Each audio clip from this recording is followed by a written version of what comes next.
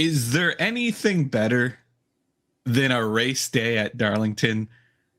I don't think so, and we're here to break it all down on behalf of DFS Army. With me, as always, the prince of the DFS Army, Taco. It's second week in a row yesterday for the O'Reilly race. We had one dominant car not win the race, and then a guy we kind of thought could win the race end up winning the race. O'Reilly has just been out of control this year. Yeah, it was. I mean, you thought for certain it was going to be just wire to wire Larson last night, but nope, not. Yeah, it ended up being all guards inevitable in the end. I guess so. The pit crew gets it done, and Brandon Jones ends up finishing top two as well, beating both Bell and Larson. We know how good Brandon Jones is, but that was surprising to me how it all shook out. Larson, obviously, the dominant car. Could be the dominant car here again today. We've got about 3 hours to figure it out. We have 293 laps, I guess, to figure out here at Darlington. New tire package for Darlington, same tires we've used at Las Vegas and Kansas most recently, and new horsepower package. First time we've seen the 750 horsepower on an intermediate track. That stands, and you can see it if you looked at the odds in the sports book. Nobody really knows what to expect today. This could be a pretty wild one. Yeah, it looks like everyone's kind of circled in on Reddick as just being the overwhelming favorite. But other than that, I think projections are going to be at some of their lowest. Outside of like super speedways, this got to be one of the lowest like confidence levels for projections overall. Just with this being maybe not a wait and see week, because we're definitely not waiting. We're just going to see. But it almost makes me want to just play a lot of place differential in this slate, and there really is a lot to go around. Yeah, it's certainly there isn't one play. I mean, Reddick is going to be the talk of the town. Ty Gibbs is going to be a popular play, but there is some different ways to build lineups today. We'll go through it all. This is so interesting because in the next gen era, we've had new tires. We've had new setup, whether it aero setups or horsepower setups. Very seldom do we have a new tire and a new engine package in the next gen era. I don't think anybody really knows what to expect. The driver feedback after practice didn't really notice the difference in horsepower. Same feedback we got at Phoenix and in race trim that ended up being a bit of more of an issue. It was actually the comment that surprised me was after the Xfinity race yesterday, the O'Reilly race, Kyle Larson mentioning he's starting to feel the aero difference on the Chevrolets rather than the horsepower difference. That's very interesting. Yeah, and I think like earlier in the week, I think it was Hamlin said there is a chance that someone just nails the setup and just shit stomps the field. Yeah, and I mean, looking like Reddick, if anything. Both the 2311 cars certainly jumped off the page. We saw Briscoe be very dominant at this race, led like 300 laps at the Southern 500 last year, the fall race. A lot of different ways this could go. And we could also see a situation, we were talking about this before the show, we could also see a situation where we're not even getting long runs. They have 10 sets of tires to use today. It might just be a situation where the tire wear is so significant that we're seeing pit stops every 30, 35 laps to try to keep fresh tires on it. We really don't know. Lots of unknowns, which makes a very fun DFS slate. If it's your first year playing DFS NASCAR, Darlington, very, very unique track. It's an intermediate. We treat it like a steep intermediate, but it's very unique. Both ends of the track are different. Turn 1 and 2, very long, sweeping corner, a lot tighter in turns 3 and 4. You need tire wear is massive here. One of the most tire wear tracks we go to, I think, probably. It's fair to say. Yeah. Lots definitely. And we see situations where there's different opportunities to express skill. There's some tracks where tire management is a skill you can express. There's some tracks where line management is a skill you can express. There's certain tracks where you can get more speed out of your car than somebody else in the same situation could. You can do all that at Darlington. You can express skill by tire management, line management, pace. This is very, very much a driver's track, maybe the quintessential driver's track.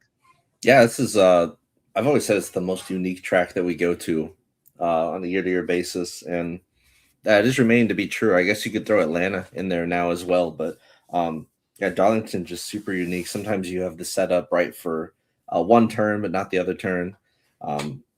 long runs, like we don't really know if this is going to end up having long runs with like green flag pit stops, or if they're just going to be a bunch of tires going down, a bunch of smaller cautions. So I mean, carnage levels, you would expect them to be on the higher side. You could even have guys, have a tire go down, the race stays green, and then they're just fucked from then on out. It's really just a lot of unknowns. We're definitely going to see probably a lot of live bets you can take, but also I'd be kind of worried about seeing someone be fast early on the race, because it doesn't necessarily mean they're going to be fast later on the race. Yeah, that's a great point to make. If you're in the business of live betting NASCAR, Darlington is certainly one of the races that you want to place your bets probably in the second stage. Mm-hmm. I have lost many a dollar chasing speed in the first stage, and it never materializes into anything. I think you really start to see which cars are going to be the cream of the crop after 2 or 3 adjustments, after 2 or 3 pit stops, after a couple long runs. Then you can start making some moves. But yeah, it's a great point to make. And we talk about all the unknowns about today. This is a softer tire, manufactured that way to be a softer tire, have more tire wear. Now you introduce 80 more horsepower, more power to deliver to the tires, more tire rotations, quicker tire wear on one of the most tire wear heavy tracks. These tires, Denny Hamlin said it, we could see 4, 5, 6 seconds of fall off over the course of a run. So it's definitely going to be an interesting race. Before we hop too far into it, I want to say what's up. There's a bunch of guys. What's up? Shiv, Jeremy, stuck at work, but still tuning in. Appreciate that. Didn't miss the jibber jabber. Don't worry, Ken. I got my mic all fixed so we can maximize our jibber jabber today. No mic issues moving forward. Oh, yeah. NHRA in Phoenix, but I won't miss this. I've never been to an NHRA event, Justin. You'll have to let me know how it is. Definitely on the bucket list for sure. I've heard those are pretty exhilarating. Turn 3 will definitely be fun today. Yeah, definitely lots of opportunities on the entry to turn 3, especially on long runs. We saw it all last year. Guys really overdriving the entry into turn 3. You see a lot of, the only real way to pass on the long run is slide job or half slides, or if your car is working on the bottom. We'll talk about that a little as we go. How difficult is pit road entry under green with old tires? Yeah, it's a great point, Ken.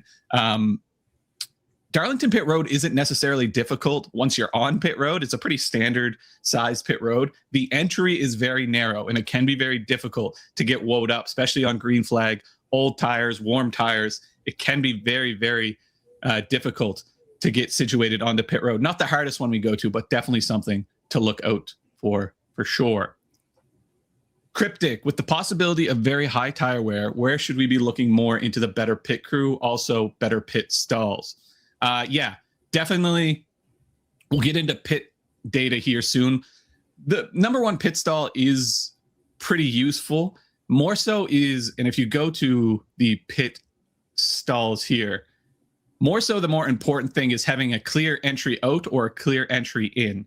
So Larson, Byron, Blaney, Dillon, Priest, Hamlin, Allgaier, Kyle Busch, Bubba Wallace, Tyler Reddick, Daniel Suarez, they all have either clean entry in or clean entry out. That's optimal. These are pretty big pit boxes as far as pit boxes go. So there's certainly an advantage. Oh, Riley Herbst also has an advantage pit box too. But it's not as much as you don't really necessarily need to worry about pit stalls. We definitely will look at pit crew stats through all of 2026 so far, though. And how many cars did we see spin yesterday? It was insane. I think there were 3 different cars that spun on pit road. Yeah, definitely, especially as spread out as that Xfinity or the O'Reilly field got. You had guys finishing a 4-tire pit stop while other guys were still kind of entering pit road. So definitely caused some commotion. Another great day of racing. Eric, no mic issues. Yes, no mic issues. Cross your fingers because we're early in the show. We got a lot of work to do here. It's going to be hot today, says Justin. I'm all for it. Are you talking about NHRA or Darlington? Is it warm in Darlington today? Not really. It's like beautiful. Yeah, beautiful day. He might be talking about Phoenix. High randomization probably will be the way to go, Ken. We'll talk about that. And Pockrish just tweeted nothing but a cosmetic change for the 45 car, so it still starts P1. No surprise there. Taco, Is that enough jibber jabber? 10 minutes of jibber jabber? I think we've hit our quota today. It's probably time to hop into the DK average by start, which is probably my favorite sheet week to week. Taco, what are you seeing here? Front two rows. Yeah, that's kind of been a theme, and really more so with the truck for the pole sitter. But we see the main dominator come from the top four almost always here, and a lot of the time it ends up being the pole sitter. I mean, Chase Briscoe kind of skewed this data last fall by leading 311 laps, but and I think he actually started second in that race. But definitely you're going to want somebody starting towards the top five here.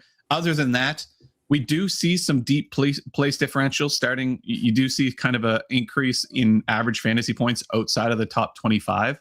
That usually speaks more to a good car that had to qualify early, probably, than anything else. I think those numbers are going to get bumped up this week. I think there's going to be I think the biggest difference between this week and all the races we ran at the intermediate package here, especially if things get really dicey. It's not guaranteed, but I'm definitely leaning more towards some place differential with the field potentially shaking out like crazy. The constant comers and goers. Yeah, that could definitely be. And we do have some cars that really popped in practice, but just had a poor, had to go early in qualifying and didn't get Chase Briscoe, Ty Gibbs, both really good in practice, but had an earlier qualifying spot. So we do have some pretty good cars starting deep in the field. Optimal lineup by fantasy points. What's kind of our min? I mean, we've had a situation where the optimal had a 27 in it, but it seems like kind of 45 is what we're aiming for again today. And with more place differential in play, probably that makes a lot of sense. I don't think it's going to be anything like that 2023 run. The last three races we've seen single dominators, which is something we had not seen at all in the previous runs here. So again, we don't really know what to expect. It's going to be hard to use the trends from a completely different aero package. Looking into this week is kind of the issue. Yeah, I think the issue that spurned the new tire combination and the new horsepower combination, one of the issues at Darlington was after you got past 15 laps, everybody kind of ran the same line, especially towards the front. So you could run up on a car, you could cut down a 2-second gap in a couple laps. But since everybody was running the same line, there was no clean air to get to your nose, very difficult to pass. And I think that's why we saw so many single dominator races. Both of the changes in today's race should help minimize the advantage that the car in front has, especially on a longer run. So maybe we see closer to two dominators today. I think we still go with at least two dominators is the way to go, because we'll have dominators that maybe they don't have significant lap sled or fast laps, but still run well enough to hit the optimal. So you're not killing any lineups if there's only a single dominator and you play at least two. They'll still probably get a good finish. I even put like Byron starting back in 13th as a dominator, because you're going to be able to move up from the field and lead a lot easier than at some other tracks. Yeah, absolutely. Clint Sharp calling for 90 degrees in Columbia. Darlington should be close. So it could be a pretty hot and slick day, depending on cloud cover. Anything else you want to point out from this DK average by start page? I mean, it's probably just a fluke, but like, my God, the third row was dog shit.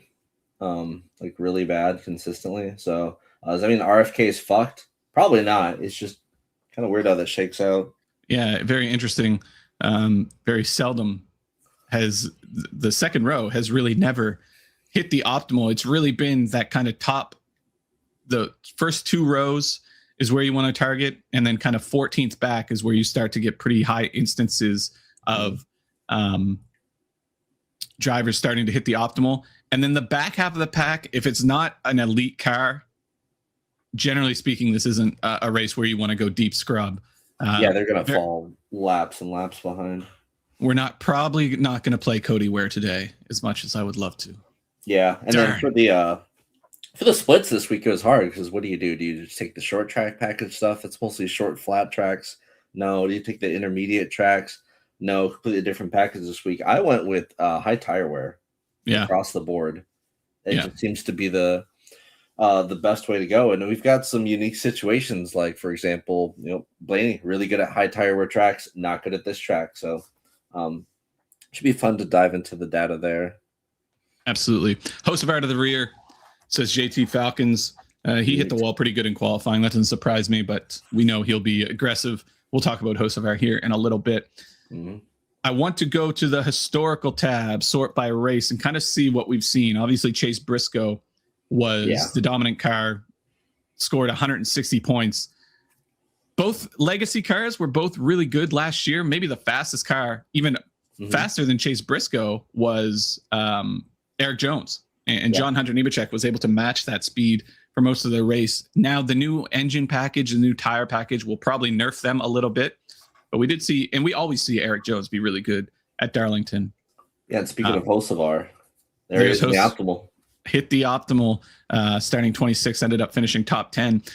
Takeaway here is, again, 2 drivers starting in the top 5 hit the optimal, and then you're kind of looking for that mid-range, not deep place differential, but mid-range place differential. Similar kind of story. Sorry, go ahead. No, and even Reddick was interchangeable with like Kyle Busch there, place differential. So it's really just one solo big dom. But I think, again, the last 3 races have been like that.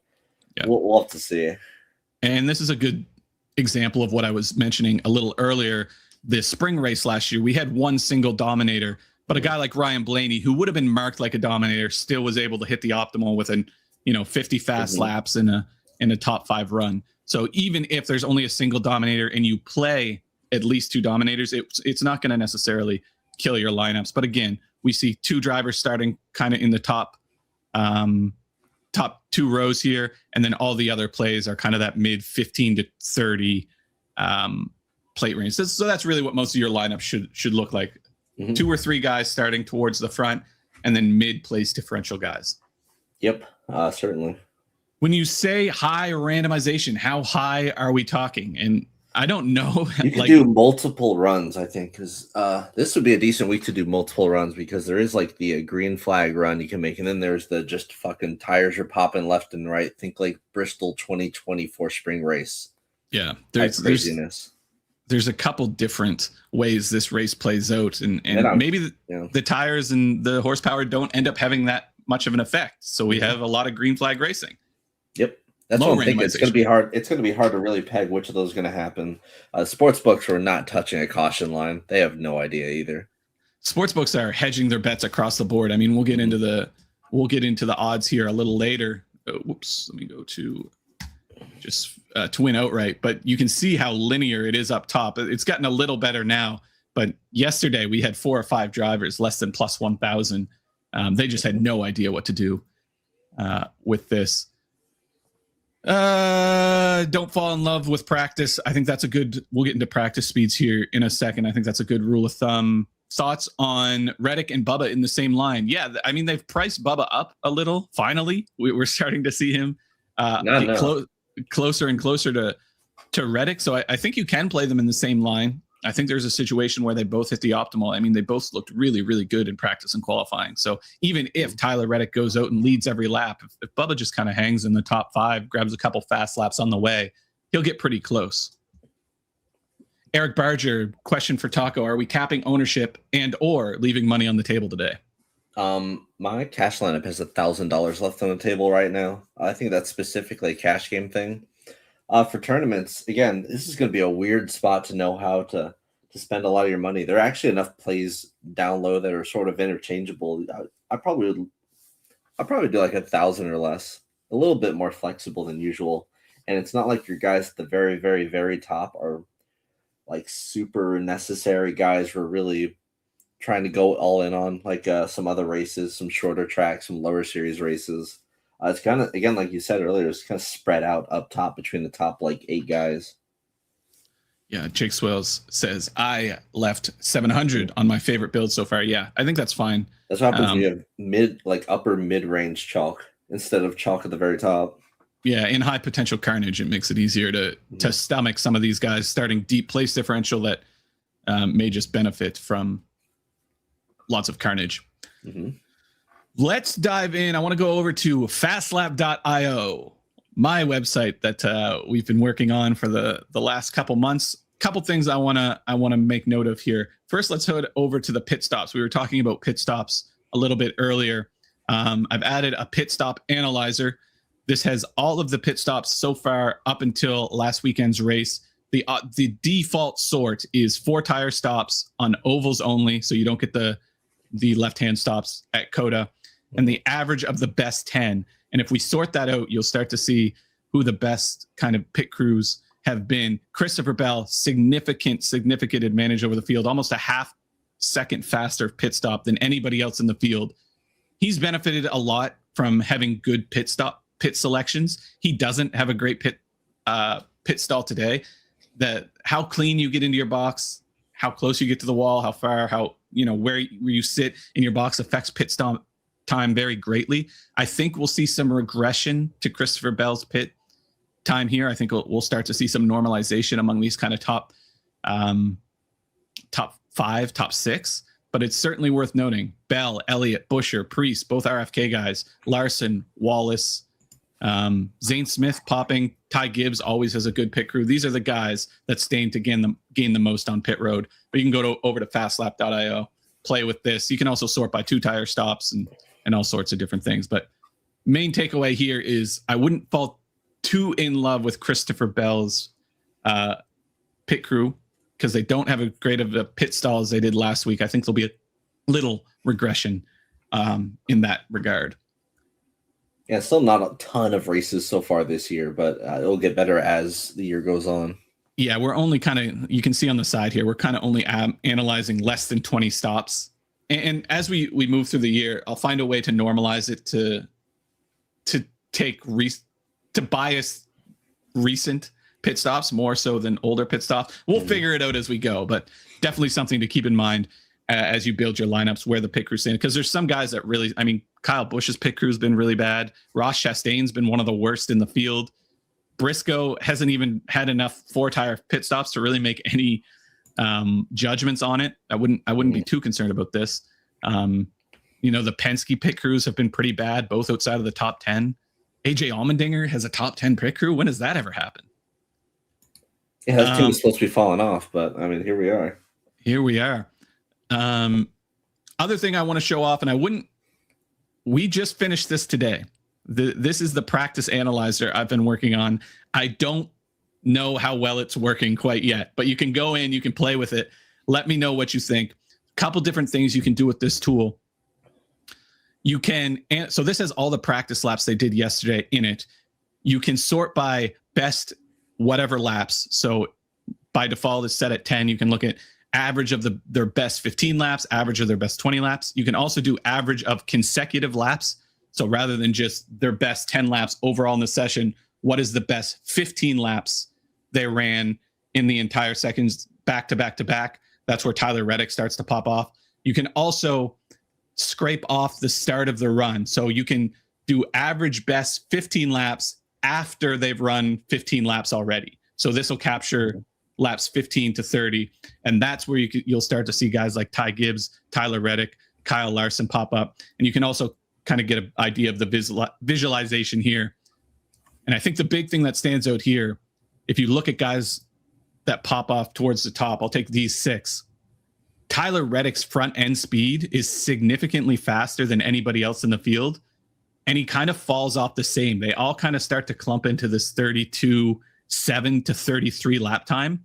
But if you look at just Tyler Reddick in particular compared to Ty Gibbs, who was one of the better cars in practice, very fast at the start of the run, and they kind of average out to the same lap time. That's what everybody's falling in love with when it comes to Tyler Reddick. He's fast to start, but falls off the same amount as everybody else. Mm-hmm. We were mentioning he has a really high fast lap or lead lap prediction for pick 6, but then you look back historically, I think the average is over 100 lead laps for the pole sitters. Not really all that crazy. Yeah. The other thing you can look at here, and again, don't take this with a grain of salt. I just finished this morning. I don't know how it works, but this is a tire deg metrics. It takes a linear slope of lap times, of consecutive lap times, the longest run they did, what was the the slope of their tire degradation. No surprise that Ryan Blaney is at the top of that chart. He's been mastering long runs for a long time. Ty Gibbs, Denny Hamlin. This really kind of shows you what you would expect. I mean, other than Ty Gibbs isn't necessarily a tire manager, but Denny Hamlin starts to pop up. Tyler Reddick towards the top. Even Joey Logano, who had a terrible practice session, when you look at his tire deg, he ranks top 10. So go in and play with that. Let me know what you think. Like I said, take this with a grain of salt because I don't know how well it works yet. I just finished it this morning. But yeah, definitely very useful moving forward. Before we get into the driver by driver, I want to go over to Fastlap as well and go to track. Darlington. Let's go the last 2 seasons and just kind of see which drivers have been best. I like to sort by average running position. Gives you an idea of which drivers have been the best. Tyler Reddick, by far the most impressive Darlington driver over the course of the last 4 races. No wins though. Lots of laps led, lots of fast laps. But I think with Tyler Reddick, for whatever reason at Darlington, he just cannot finish the race here. But it hasn't kept him from being optimal the last 2 times out. So yeah, Reddick, we know it's one of his best tracks for sure. And I mean, him being the heavy favorite this week makes a lot of sense. I just wonder why his price was so low, honestly. Yeah.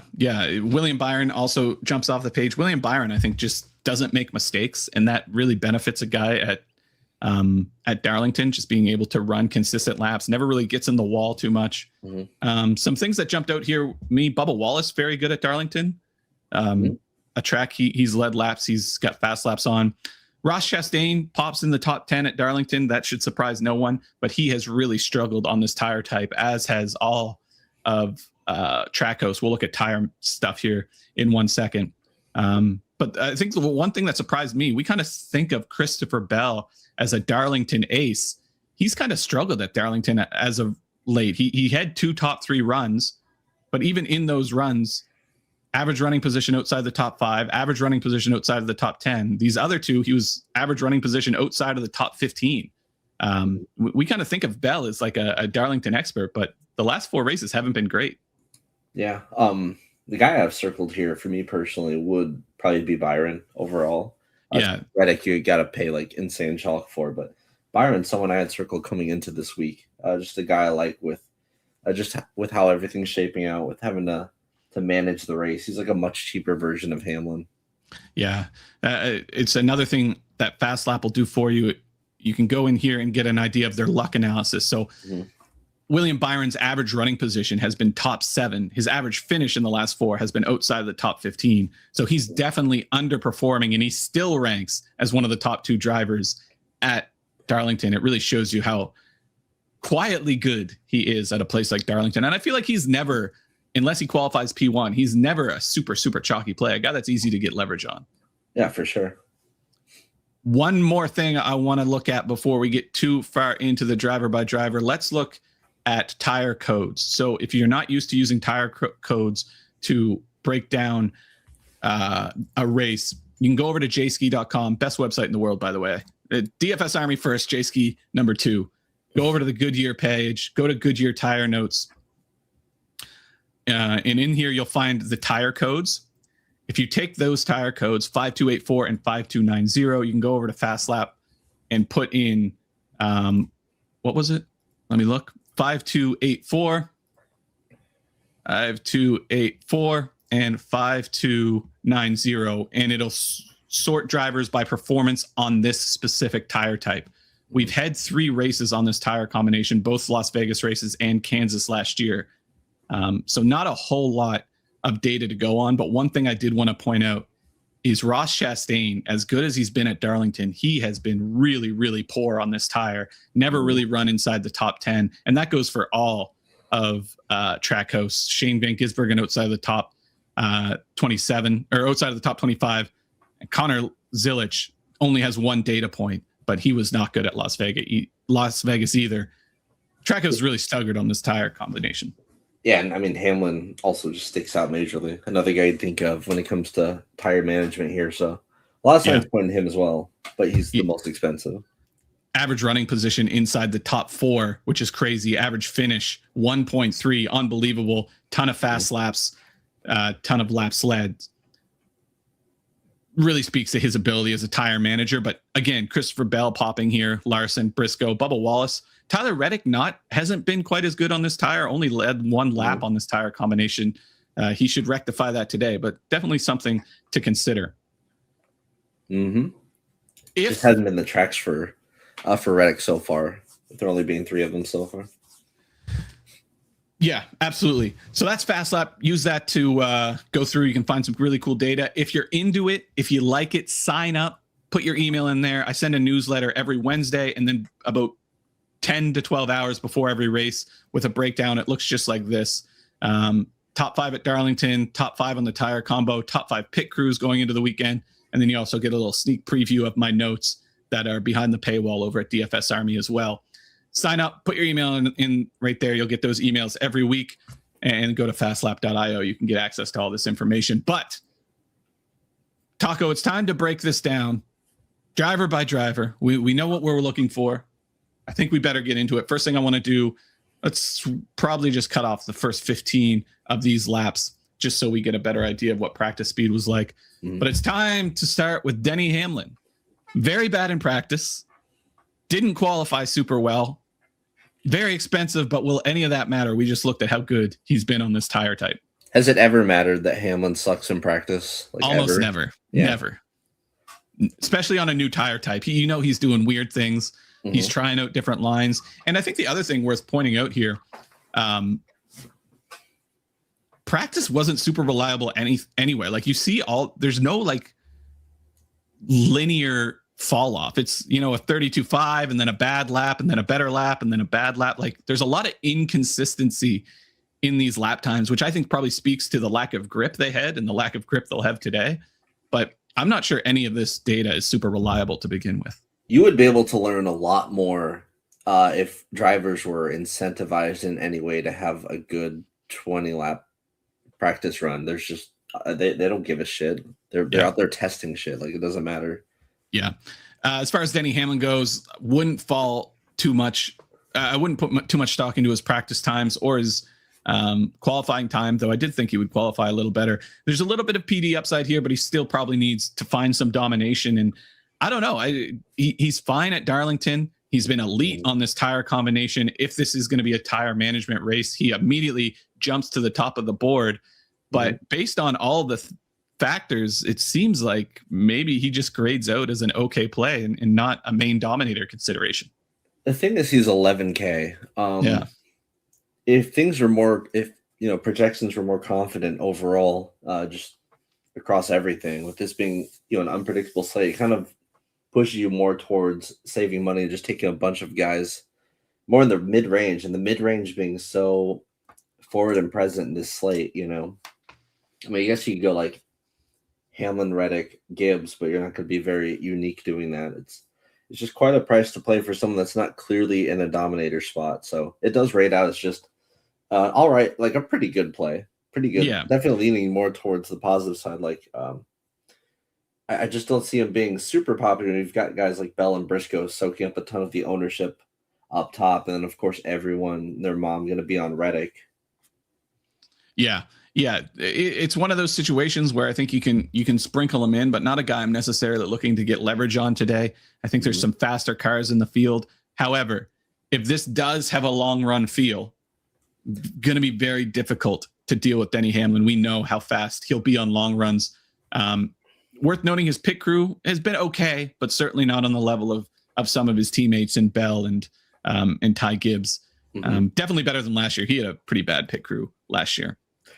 Yeah, and I guess one of the things with Hamlin here, I actually lost my train of thought there. I'm not entirely sure what I was going to say there, but I do it all the time. Happens sometimes, man. Happens sometimes. You're trying to juggle so many stats in your mind, and you just lose your train of thought. But Absolutely. It's a good time to move on to Chase Briscoe. Briscoe, across every car he's ever driven, whether you're going back to Stuart Haas in the Xfinity Series, even Brad Keselowski Racing in the Truck Series, or Joe Gibbs Racing in the Cup Series. Darlington has just been an incredible track for him. He's won two of the last. Stewart Haas, yeah. I mean, he won. Series. He won back in 2024 for Stewart Haas. Won this race last year as well. Has won 2 of the last 3. Poor qualifying effort, more so on his qualifying position than anything. I also think he tagged the wall a little bit in his qualifying run. But he should be a factor today. Maybe not the outright dominator potential with a starting position like 23. His pit crew has also been really bad. That's not necessarily a result of Chase Briscoe or their ability. He's just been behind the 8 ball all year. He's had a terrible start to the year, had a terrible start to the race last week. This is more of a PD play, I think, than like a true dominator upside type of play. But with how good Chase Briscoe is at Darlington, starting 23rd, you kind of got to find a way to match the field at least. Yeah, I mean, he starts higher up than Ty Gibbs, his own teammate. He's more expensive. He should have came in here as, more of a favorite, but Ty Gibbs has significantly better odds than him.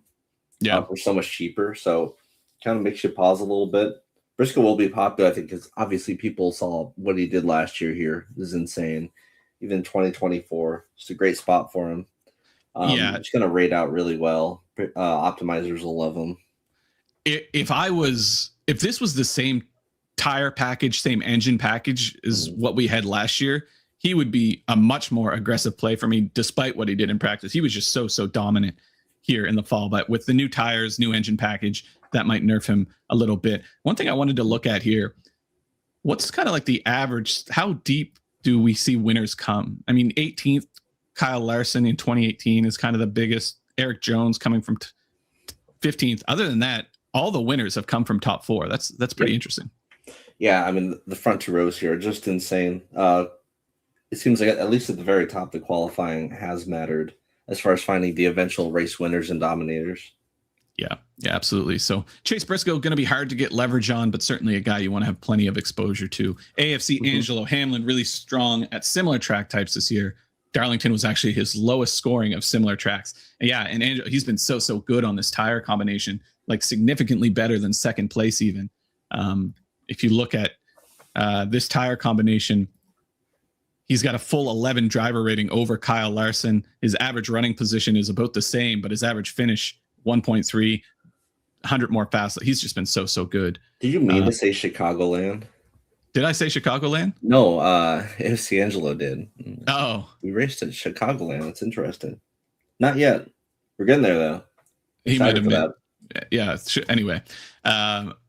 Chicagoland will be super fun. It's funny how all the Gibbs guys are coming out today. I've been getting clowned. Gibbs haters this morning, yeah. I've been getting clowned for my Gibbs takes all year. And now all of a sudden he has one good practice session and he's returned. I'm paying for the PD. I don't mind you. I don't blame you at all, Jake. I think that's me. I'm on team PD and just hope shit goes insane. Gilliland and Barry, 2 favorite low priced. I love both of those, but I really like Gilliland in this spot. I like Gregson too, but Gilliland, very interesting. Another Ty Gibbs believer. Choke Hold'em back with the $5. Good morning, guys. Mind if I have drivers you would have in the Dom group? Also, any drivers you cross off today or not play? As far as Dom goes, who do you have marked as dominators today? Taco, I haven't looked. I'm pretty sure it's the top 8 and then Byron, something like that. Yeah, so it looks 9 and then Byron because Dylan. Let's be real here. So all the top 7: Denny, Hamlin, William, Byron, all marked as dominators. You could, in theory, mark Chase Briscoe as a dominator too, just because he doesn't necessarily need to be a dominator, but he is one of those kind of higher tier plays.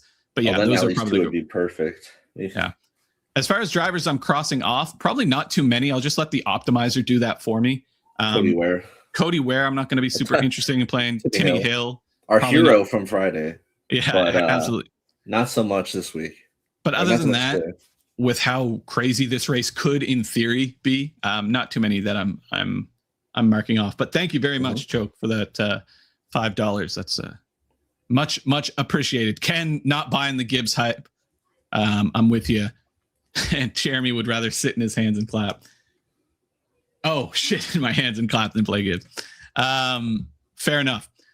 Where are we? Kyle Larson grades out pretty well across everything. If you look at his track history, maybe not as good as you would expect. He hasn't necessarily finished super well at. He's good until he hits the wall. Pretty exactly. That's always been the case here. It's just how many times can he hit the wall before he knocks the speed out of the car.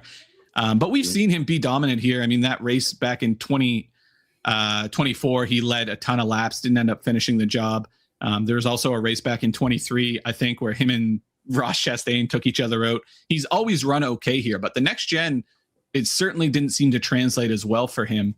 But on this tire, he has been pretty elite, second to Denny Hamlin on this tire combination. Mentioned how much he liked the aero of his car. First time we've heard somebody say that about the new Chevrolet body. He starts fourth. He's in that kind of green zone we talk about, those first two rows, but just kind of graded out as a fine play.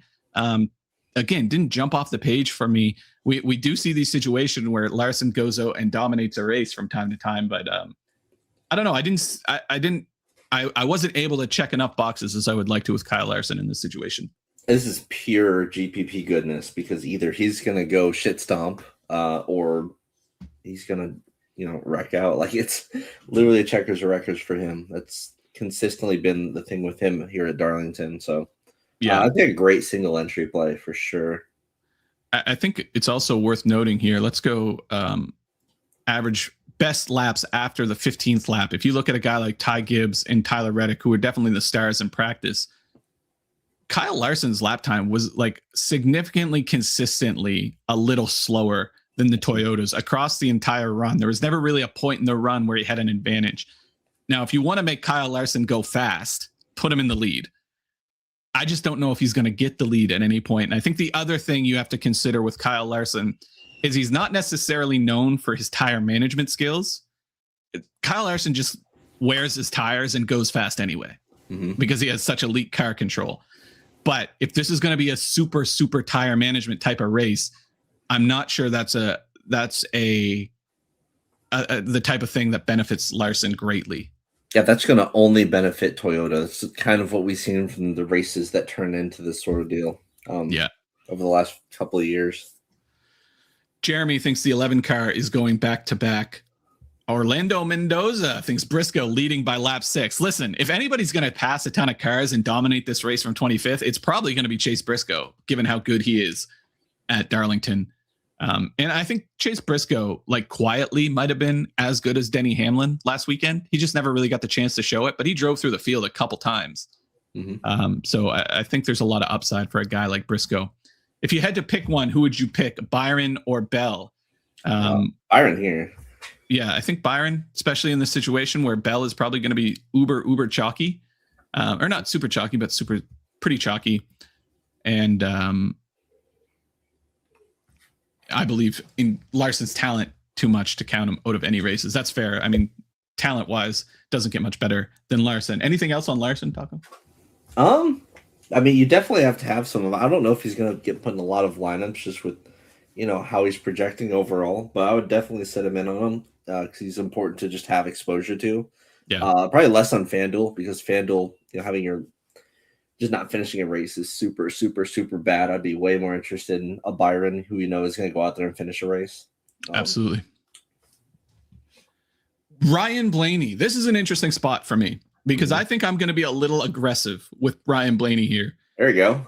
And I think it's this is instinct more than anything I saw on the sheet. I mean, we look at his practice, his tire degradation was top of the board. That's just Ryan Blaney. Other than that, his practice times were, they were fine. They didn't jump off the page. He kind of had that same Kyle Larson problem as always just being a little behind the Toyotas. He leveled off better than Kyle Larson did. But man, I have just seen so many instances of you get 20 laps in a run and you're watching the live timing and scoring. And it's like Blaney a half second faster, Blaney a half second faster, Blaney a half second faster.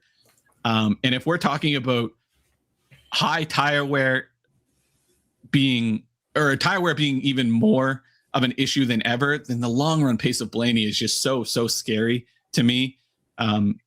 Darlington, not a great track for him. He probably would have won this race in, was it the end of last year? I think it was this spring Darlington race where he passed Reddick at the last moment and then Larson spun like 6 laps down.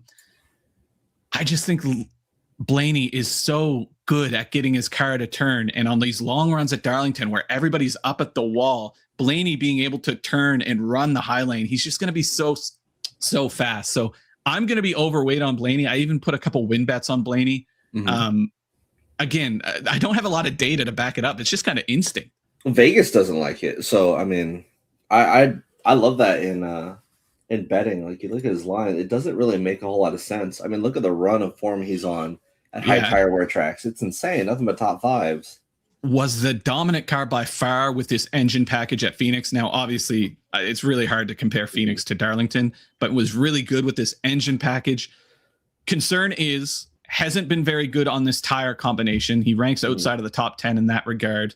But those have all been not necessarily high tire wear races, more speed races, which haven't been his forte, with a fall off of almost 5 to 6 seconds. I don't know. I just think there's been so many times in my life where I'm cheering on somebody else to win, and then all of a sudden Blaney is just a half second faster than the field. We've seen it at Darlington. We've seen it at Martinsville. We've seen it at Phoenix. I'm really bullish on Ryan Blaney here, but it's a really boomer bust spot. To Baby Yoda's point, they haven't been good on this tire combination. This is more of a gut feeling than anything. Yeah, and again, with the tire combination, it's really hard to compare Las Vegas to Darlington. I think they have like almost nothing in common, really. Yeah, especially now with the aero changes. But I know you don't like top 5 bets, but it's hard not to enjoy that Ryan Blaney top 5 bet with just where the line is right now. Yeah, it's just I get the feeling we're going to get 20 laps into a run, and all of a sudden Blaney, who's just kind of quietly running 6th or 7th, I can't believe I did it again, but quietly running 7th or 8th, all of a sudden is so fast, banging off fast laps. We've seen it so often. So I'm pretty bullish on Blaney. I don't mind being overweight. I agree with JT Falcon 100%. It's just a gut feeling, man. There's no data to back it up, I don't think. Where's the most fast laps prop? We see it sometimes. I would love that for Blaney here because he truly does get the most fast laps anytime where I think it's like by far at the high tire wear tracks he gets the most fast laps. Yeah, if you look at let's go to high tire wear, sort by fast laps. Blaney ranks in the top 3 there as well. If you add flat tracks to that, he certainly pops off the page. He's by far the most on flat tracks. The other thing with Blaney too, I think it was this race. Let's go to Darlington. Darlington, Blaney. You look at this race from this time last year, he only led 2 laps, but he got 50 fast laps. And if you remember that race, that's the one where he caught Reddick late in the race, passed him, and then Larson binned it with like 4 laps to go.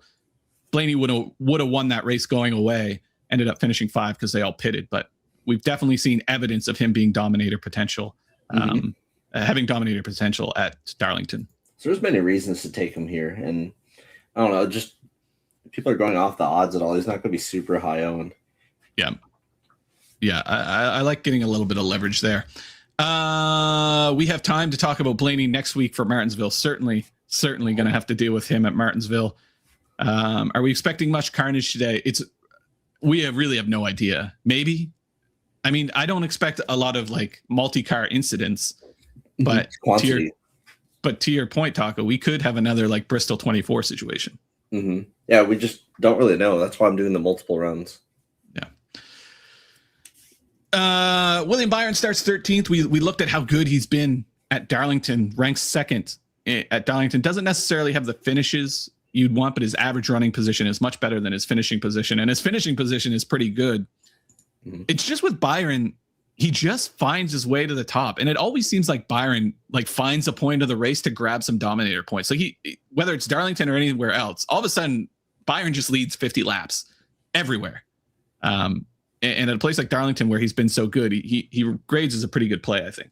Yeah, there's a bunch of metrics where he pretty much rates out second to Hamlin. And I'm liking him a lot. I don't think he'll be super high owned. I think people will be more inclined to go to like a Bell, who I like less than Byron here, even with the the place differential, because Byron low-key has some place differential built in.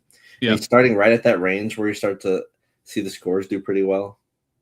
Yeah, and like we said, like Byron just has a habit of finding 50 lap pockets to lead. If he can find even 40 laps and then run around top 5, you're talking about 63 points. That's a really good day. So for a guy that's probably going to be sub 30% owned, pretty good DFS spot. Yeah. Christopher Bell. Again, we talked about Christopher Bell a little bit. He starts 22nd. I think Bell kind of reputation maybe precedes him a little bit. In my mind, he's a great Darlington driver, but the data doesn't necessarily back that up. Even his top 3 runs, he wasn't running top 3 and hasn't had a ton of domination at a place like Darlington either.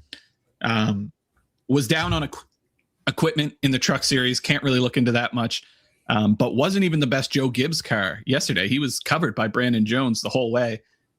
He'll be a popular play, but I don't know. I find myself, my first couple runs I did this morning, being underweight on Christopher Bell. I just, he needs a really good top 5 run to hit value here. And that seems like it's top 5 runs for him have been few and far between. Yeah. Vegas is not really buying him 20-1. How do you feel about his 119 fast laps at Phoenix? It's the only case I can really make for playing Bell. Yeah, but that was all from the lead too, right? Mm-hmm. So he got the lead. As soon as he lost the lead, he wasn't as competitive on speed. Be unusual to see him find the lead at any point today, just starting 22nd. So it's certainly something to consider, but I find myself a little underweight on Bell. Yep, same. Talk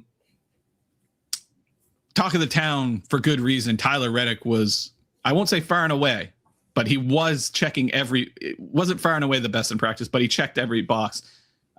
He fastest in practice by most metrics, best track history, check. Decent on this tire combination, check. He'll have the best pit stall. He starts P1. His pit crew hasn't been great, which is a bit of a concern. We looked at that earlier. His pit crew ranks outside of the top 10. But again, the pit stall will probably make up for that. And you look at his practice times compared to a guy like, I don't know, even pick Christopher Bell. Look how much faster his early run pace was, and it just doesn't fall off. He's going to be a popular play, but it's hard to get off Tyler Reddick here. He's the rightful favorite, in my opinion. Yeah, and he's cheap too. He should be like upper 10s.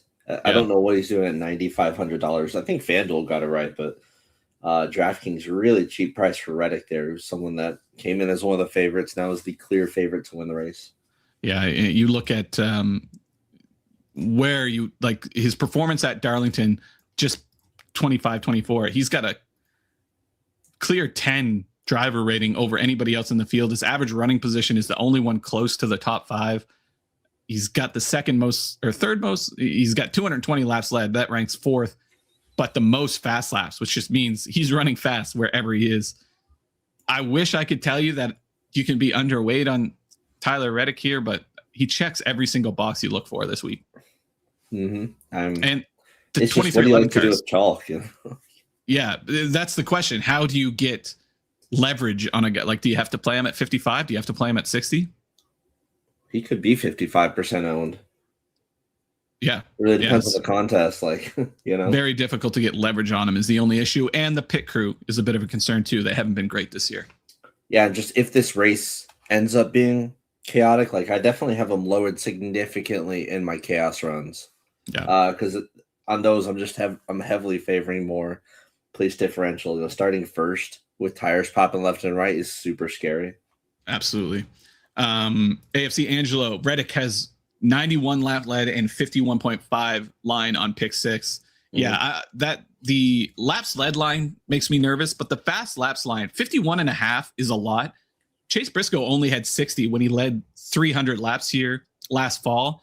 And with the tires being as unpredictable as they are, we might see a lot of off schedule pit stops. And if you pit off schedule, even by a lap or two, you're automatically the fastest car on the track. So I like the under on the fast laps for Tyler Reddick, just not because I think he's going to be slow, but I just think the situation of the race will make it difficult to get that many fast laps.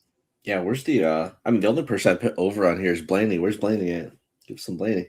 Yeah, it's strange we got 3. Usually we only get 2, but we got Denny Hamlin here as well. But it always makes me nervous to play Denny Hamlin fast laps because he doesn't care. It just is there going to be enough long runs or not is really what that's asking. But yeah, I think we're both really bullish on Reddick. Yeah, just play him at 100% if you want leverage. Yeah. I wouldn't play him that high, but it's very difficult to get leverage. But I think he is the rightful favorite for this race. Mm-hmm. Chase Elliott's in an interesting spot. Doesn't necessarily pop at Darlington, but not too bad. He's in that golden zone of the top 2 rows. But I don't know. We rarely see Chase Elliott dominate races, and I don't think we've ever seen Chase Elliott dominate a race at Darlington. We'd really need to see an outlier type of performance for Chase to hit value here. Yeah, I mean, there's nothing that really sticks out about him here. Averages less than 1 lead lap in the next gen, so yikes. Yeah, you go and look at his practice times compared to even Kyle Larson. You got to do some real digging. He was really uncomfortable in practice all over the board. Kind of leveled out the same as Larson, but his mid-run speed was way, way slower. Launched really good, but wasn't able to hold it. Fine place to get a little bit of leverage if you want to get different, but didn't jump off the page by any metric. Yeah, it's not great. And then you've got the 2 guys that I think they both opened at like 23 and 25 to 1 and are now 60 and 65 to 1. Logano and Chastain. Don't you just have to play Joey Logano plus 6,000 out of respect? Like, yeah, that's crazy to see Joey Logano plus 6,000 at a race where there's a bunch of new elements. Mm-hmm. Joey Logano always wins the first time we do a thing. Yeah, that's what I'm thinking. So maybe you take like a shot. That's like my sportsbook bet of the week. Just Joey Logano to win randomly. Just put a 20 on it out of respect. If you lose the 20, fine. But Joey Logano should never be plus 6,000. Alas. Insane. He hasn't been very good on this tire combination. Ranks outside of the top 10 in that regard. No real lap sled or fast laps to talk about. Darlington, a fine track for him, but not the best. And certainly as of late, hasn't jumped off the page. I can't even find him right now. I think he's even lower than this. Yeah, way down here. Now, he's certainly run a little better. His average running position is inside the top 15, but his average finishes have been really terrible. 2 outside of the top 20, no lap sled, very few fast laps. Mm-hmm. You're just playing the place differential here. Yep. And it's a bit expensive. I mean, there's better, cheaper place differential, but I do like him better than Chastain in this spot. Yeah. And he did pop on the tire degradation side of things. He was in the top 10 in that regard, along with Ryan Blaney. That's always a tenet of Penske. So maybe he has some long run pace in that car. But even still, you look at his track history, only 1 run inside the top 10 since 2023 probably doesn't get you there. You probably need to see him in the top 10 to hit value here. Mm-hmm. Just a tricky play. I really just kind of hate Chastain, and Logano's fine. Yeah, but he might be a bit overrated ownership wise with him start. I think a lot of people play him starting 29th. It's just, I don't know. Yeah, it's a big number to put down for Joey Logano, even starting 29th. Ross Chastain will start 25th at a track that he's very, very good at. You look at the track history, top 11 the last 5 times here, but it's kind of the tale of 2 stories here. You look at his performance at Darlington specifically, he ranks towards the top of the board. If I could find him. Where are you, Ross? Darlington. Yep, there we go. Just really consistent runs, overperforming a little bit, average finishing position in the top 10, average running position outside of the top 10. But then you go to his performance on this tire specifically, and it has been just really, really poor. All the runs outside of the top 10, had a fine run at Kansas, but even still wasn't super fast. No Dominator points at all. His pit crew has been miserable. Really bad, ranks outside of the top 25. I think this will be a popular place differential play, but it's all based on track history and a package we're not using. And so I'm a little... There's going to be a lot of pit stops compared to a normal week this week. Yeah, I find myself pretty bearish on Ross Chastain. We just haven't seen him have a very good season. Trackhouse has been on a downward climb since 2023, really. They haven't been the same organization. And now you look at a team trying to improve their performance. It's all on the shoulders of Ross Chastain, as SVG and Connor Zilic are both still trying to figure it out, probably not giving a whole lot of valuable feedback it's all on Chastain to make these cars better. And I just don't think they've done a very good job of it as of late. Yep. Just don't like this play at all. AFC Angelo having some issues projecting Chastain. Where do you both have him finishing? My latest run gave him a 14.5, which comes out around a 40 fantasy points without any Dominator points at all. I mean, you can see I have him at the same 14. 14 seems right. Like outside of the top 15 is kind of where he's been on this tire package and as of late. So I don't know. You really need to chase an outlier performance. But yeah, 14.5 is probably about the highest I would go. Mm-hmm. And 65-1, that's going to put you always like just a smidgen above like mid pack. It's not great.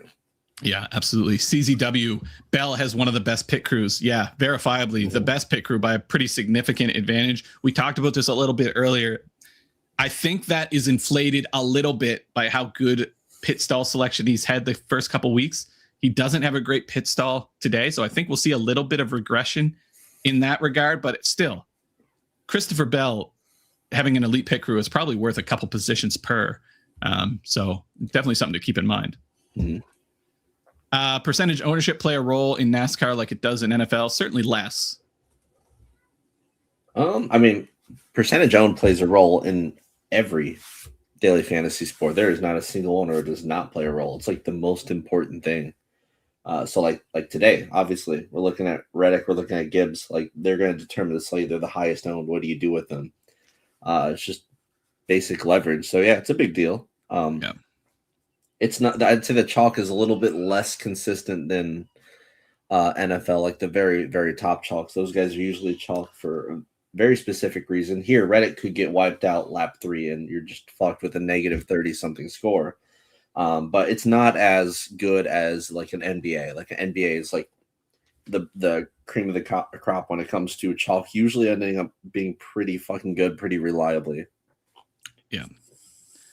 There you go. Let's talk about Bubba Wallace. He starts P2, surprisingly ranks towards the top. That surprised me when I saw this earlier when I looked how good he's been at Darlington. 2 consistent runs inside of the top 10, but an average running position inside the top 10 as well. He was certainly, if you look at his times compared to what Tyler Reddick was able to do in practice, he was certainly lagging behind for the whole run. He never really had a spell where he was any faster than Reddick. I think that probably caps his Dominator upside, but he's been Bubba Wallace has been in the top 5 everywhere all season. Yeah, and his good track history goes back a bit farther if you look a couple of years past that. And yeah, the thing with him is he's starting in those the prestigious front like 2 rows there for only 8.5. It's pretty good.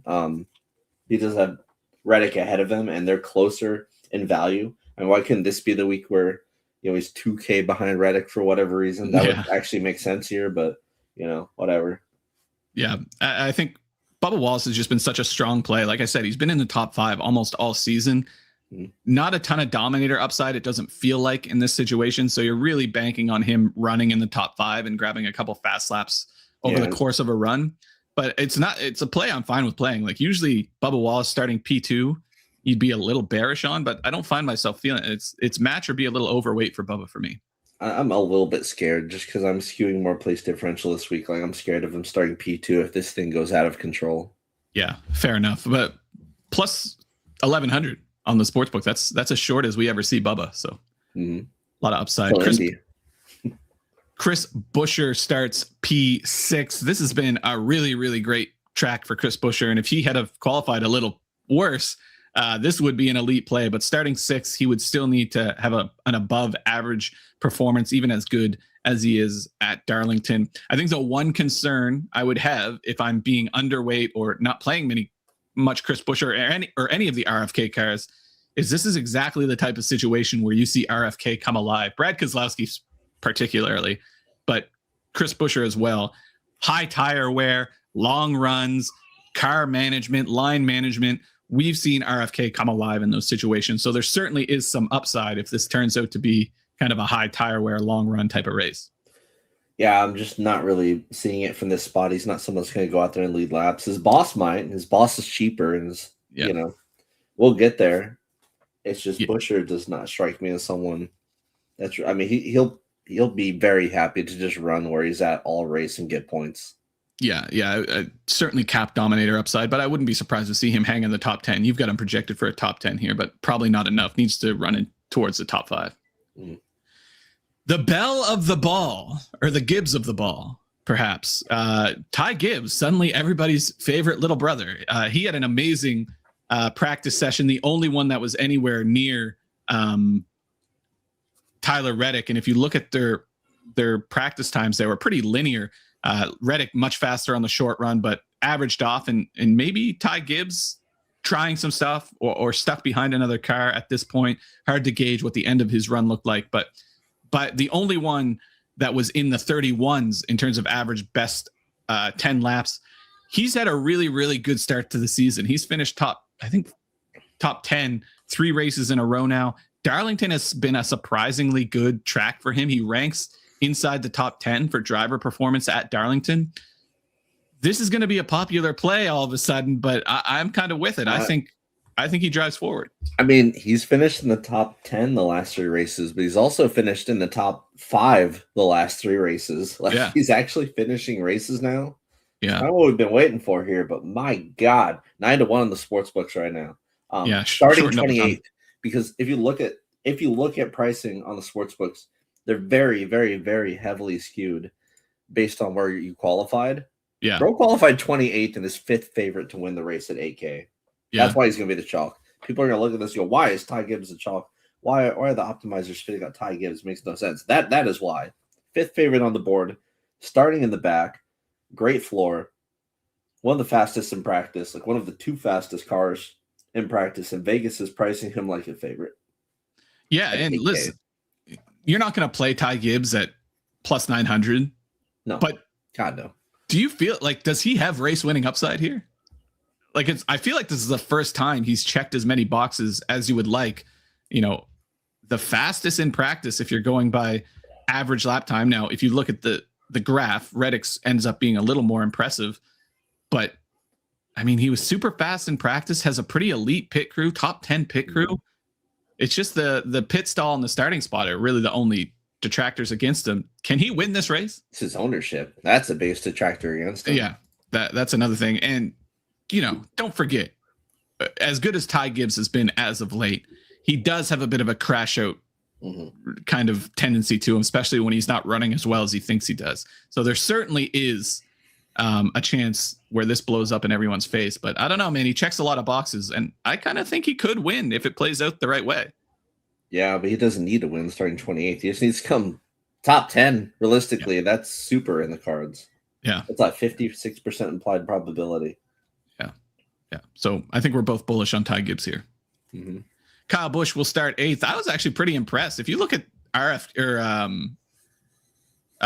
RCR's practice times, they both looked okay compared to a guy like, even just take Tyler Reddick, obviously a little bit down, but not as far off as they normally are. I don't know if they stole another Joe Gibbs setup or something, but they had a lot of pace. I just don't know if it's enough pace why are we still pricing Ty Gibbs at 7,800? Kyle Busch, yeah. What did I say? You said Ty Gibbs, but Kyle Busch. Why are we pricing him down here? I've mentioned in my notes he should be like maybe upper 6Ks. Like, it's time. Yeah. Retirement home. Jordan on the Wizards, Busch. Here we are. Yeah. Darlington, one of his better tracks, even still in the next gen, but qualified too high. Does have some pace though. Wouldn't be surprised to see him hang in the top 10. Yeah, I have no interest. Now you want to talk about gut feelings. Yeah, listen, Carson Hocevar starts 16th. He has been miserable on intermediate tracks. Terrible. One of the worst in the field. But for some reason, when the tire wear gets high, all of a sudden Carson Hocevar comes alive. He had a ton of good runs on high tire wear tracks. Mm-hmm.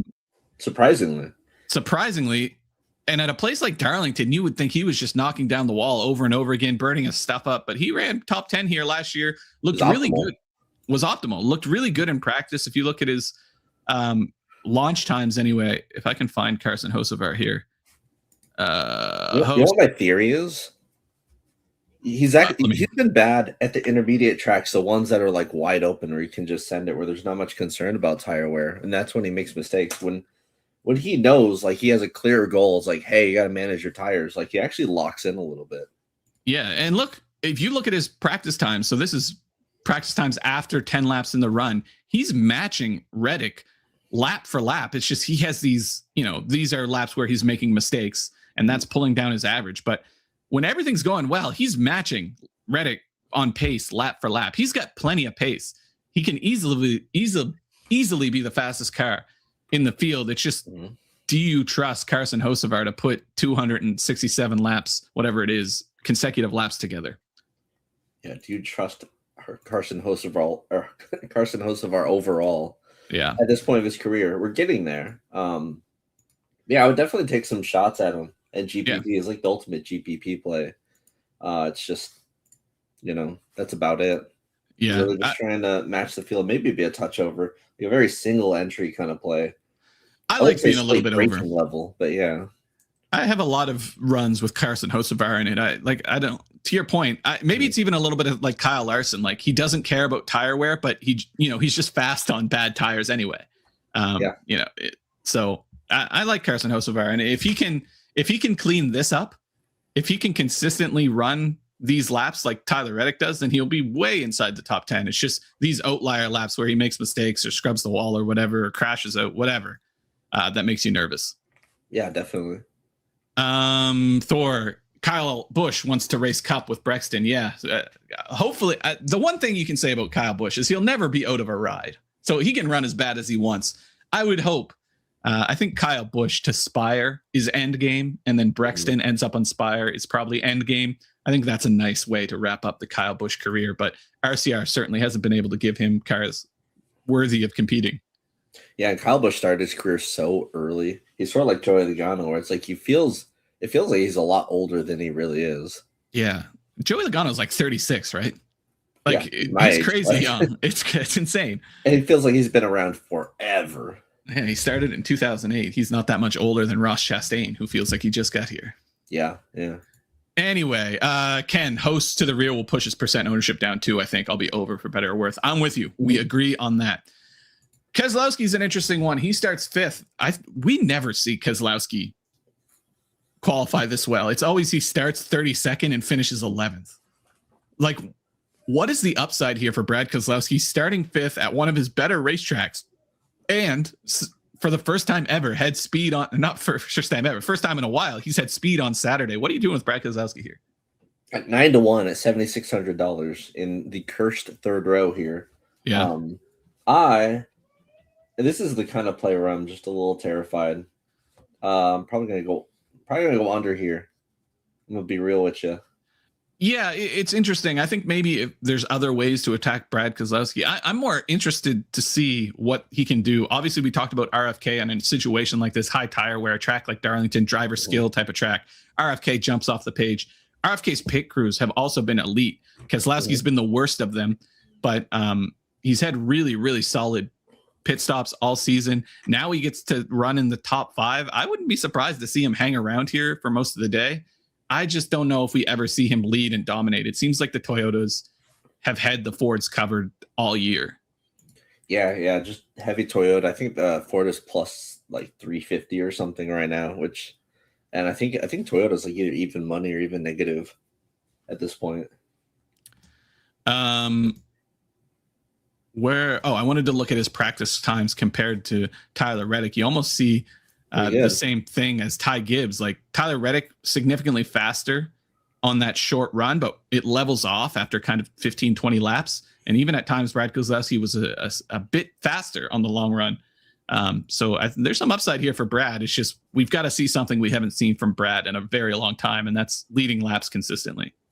Yeah, and I don't know. Yeah. But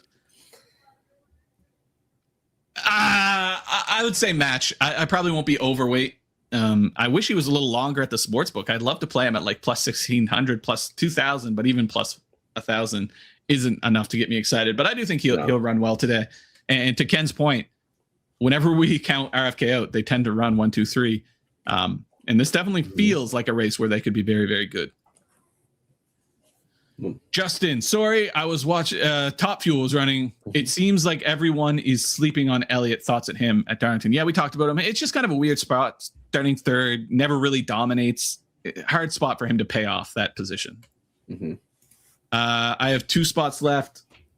$7,500 average. Who do you like? It kind of depends what kind of contest you're talking about. Single entry, GPP. I think Brad Keselowski is an interesting one if you want to get a little different. I love Hocevar in this range, but Ty Gibbs and then maybe a lower guy, Cindric, Allmendinger even. But Ty Gibbs is definitely the best play in theory around this salary range. Mm-hmm. We're about to get into quite a drought kind of after we talk about Mr. Darlington here, Eric Jones. Yeah, absolutely. We'll talk about win picks here in 1 second. Eric Jones starts 24th. Like we said earlier, Legacy was maybe even faster than Chase Briscoe here in the fall.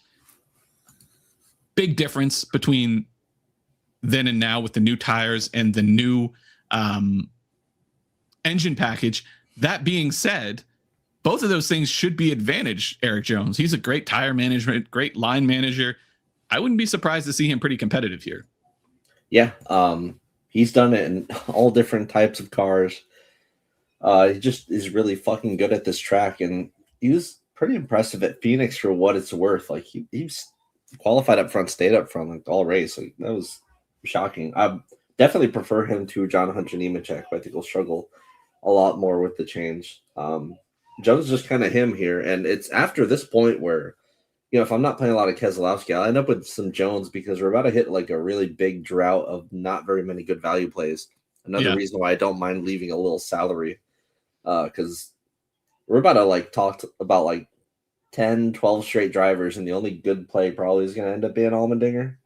Yeah, absolutely. Listen, if you're going to give us $1.99, we'll bump up the win picks. We just got to do it. Daisy, who would be your top 3 picks to win outright? We'll do our official win picks at the end.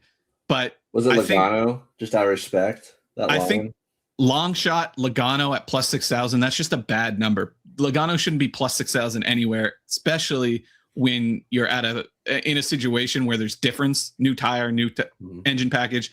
I'll go Logano long shot at plus 6,000. Like I said, my gut is telling me Ryan Blaney. Mm-hmm. You can get Ryan Blaney at like as long as plus 1,400 in some spots. I'll take Ryan Blaney, but I think probably it's boring, but Tyler Reddick is the rightful favorite to win the race, even at plus 350. I wouldn't never play anybody that short in a NASCAR race, but that's the rightful favorite.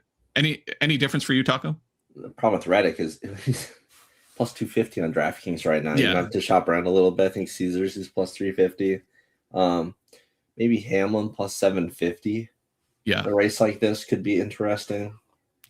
And maybe even William Byron. Like this William Byron at close to plus 1,000 is interesting. Bell at plus 2,000. There's a lot of plays, but Byron is plus 1,300 on MGM, which is a good bet. Yeah, but Reddick is just the right favorite for this in this situation, but I think there's some other places you can go and make a case. Mm-hmm. Can you slam Larson, Hamlin, Reddick in a lineup and cover all the laps led? I mean, Reddick might do that by himself. Yeah. But Reddick, Hamlin, yeah, it could happen. I think if Reddick and Hamlin both hit the optimal, Larson probably gets priced out unless we have two true dominators and Reddick and Larson, and the rest of your lineup gets really, really complicated. But yeah, I think there is a situation where they all hit. What's the situation like? Cole Custer randomly finishes 12th. Yeah, high carnage, right. 2 true dominators, and Denny Hamlin never really leads but runs top 3. I think is what you're chasing. It's a lot needs to go right for all 3 of those guys to go optimal. Yeah, you're gonna need some really cheap guys just having pop off performances out of nowhere. Your Herbst week. Back to Jones real quick. Jones is looking pretty good here at 75,000 track history plus place differential combo, and I think he can top 15. I'm with you. I'm bullish on Jones. I think the only moment of concern I have when it comes to Jones and Legacy as a whole is this tire has not been good to them. Obviously, not many data points, but he's been outside of the top 15, overperforming. His average running position is outside of the top 20. So Legacy, it seems like, aren't equipped to deal with, the fluctuations of the sport in the same way that guys like Gibbs and Hendrick are. Seems like it takes him a little longer to figure this stuff out, but Eric Jones, skill-wise, is as good as anyone at Darlington. Yeah, and this is a play I'll play a lot just because, again, the scarcity of plays around here, and I just love Eric Jones. Yeah. Ryan Preece starts 17th. You would think this is Ryan Preece's type of track, but he has not been good at Darlington. No, not yet, I would say. His fast teammates is the one thing I would point to, and he's found some good finishes at the high tire wear tracks, like off and on. Yeah. He's okay. Yeah, it's fine play. He's got a really great pit crew. You look at his pit crew here, it ranks top 4, which is very, very surprising compared to where RFK was a couple years ago. It's just his performance at Darlington specific. You have to scroll really far down to find him. He ranks 25th at Darlington, and that's well performing. You know, he just runs 17th, finishes 17th most of the time. Just probably not enough to get you there when he starts 17th. Yeah, it's just a weird spot. He ends up being a little bit more playable than you'd think, just with how bad this range gets after this. Yeah, I will say, Blaney is the true long run demon, but Preece is a close second. Preece is very, very good at tire management and managing tires. It just hasn't shown up at Darlington at all. If you're doing the 2 runs like me, and one is like a green flag long run speed kind of run, the other being the carnage one, like he's someone I'd definitely bump up in that green flag run. Sort of run. Absolutely. Josh Berry looked really strong in practice. The best of the Penske cars for sure. The Penske affiliate cars anyway. Has Group A. And do you care about Group A practice ever? Not really. Yeah. It was Group A. If you go in and you look at his normalized practice times, certainly, I mean, this is just so concerning. The inconsistency of the lap times, just no consistency whatsoever. But the concern with Josh Berry, he starts 26th. He's bad at finishing races. He just, for a guy who made his career in late models as just being a consistent manager of gear, he cannot finish races in the Cup Series. He's finished outside the top 33 races in a row. The one race he did finish here, it was top 3, but we haven't seen Josh Berry run top 3 in a long time now. I think this is probably just a match the field type of situation. Yeah, it's been rough for him, like really fucking rough, just overall.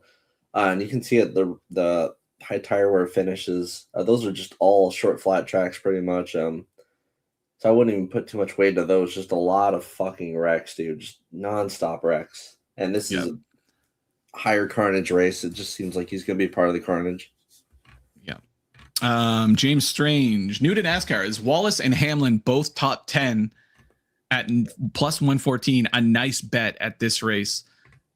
I think both those guys do finish top 10. I'd be more worried about Wallace than Hamlin, just because Wallace tends to fade on longer runs. Yeah, it's probably a fine bet in theory. I don't love, especially with a guy like Hamlin. His primary goal is to win the race, and the new point system has certainly quelled the let me throw away a third place run to go and try and finish first. I think the points the way it is, but I don't know. I don't love parlaying top 10 finishes because it's one tire goes down. There's just a lot to go wrong in a situation like that. I think I'd want a little more juice, maybe closer to like plus 150, plus 160 in a situation like that. Am I tripping? I don't like parlays. I hate them. I think you just bet them both if you're gonna do that. Yeah, that might, but they're probably like both minus 200. So yeah, it's a fine play in theory. Line or something. Yeah, fine play in theory. But yeah, I like to align my bets with the goals of the drivers. And obviously, like I said, the new point system has changed things a little bit. But ultimately, I'm almost always focused on win bets more than top 10. Mm-hmm. Where were we? Austin Cindric, he starts 12th and will probably run 12th. That is where his average running position is. That's where his average finishing position is. Darlington's a good track for him, but to make good on a 12th place starting spot will be very difficult. Yeah, and they're just better Penske plays overall. I mean, the odds board does like him. It's just he qualified towards the front. Not someone I'm going to be targeting at all. Poor Connor Zilic. Connor Zilic is just having a terrible time in the Cup Series so far, and it didn't get any better yesterday in practice. He knocked down the wall at one point. He qualified 32nd. I mean, in theory, this is a fine PD play, but we haven't seen this him. Is Darlington. He's getting thrown to the wolves here. We haven't seen him be able to pay off this position at all outside of a road course. He hit the wall in practice. I suspect he'll be a little in over his head again here today. This is, like I said, it's a fine, in theory, place differential play, but not a guy I'm targeting. Yeah, it's bait seeing him at 32nd here. Like, maybe. I'll have him unchecked in Carnage runs. That's about it. And I'm not going to play him very much. And the issue when it comes to Connor Zilic too is Trackhouse has been just so bad on this tire. So like his gear isn't helping him at all either. Yeah. Justin Allgaier starts 15th. Great starting spot, but not a great DFS play. I'd be surprised to see him push towards the top 10 at all. Yeah, I mean, starting 15th. Good for you. Won yesterday. That was neat. Nah, I'm good. I'm good on that. Zane Smith starts 19th. He actually ranks pretty good at Darlington and on this tire package. 19th. I wish he started a little further back, but top 15 in both races here last year. Really good at these high tire wear tracks. There's some upside here for Zane Smith. Hey, he's qualified farther back than he has so far this year. I'll take that. I'll be playing myself some Zane Smith, but I am a fan. So yeah. But I mean, look at the high tire wear finishes when he's not wrecking out. Like he's quite solid. He's one of the better long run demons. Drives very conservatively.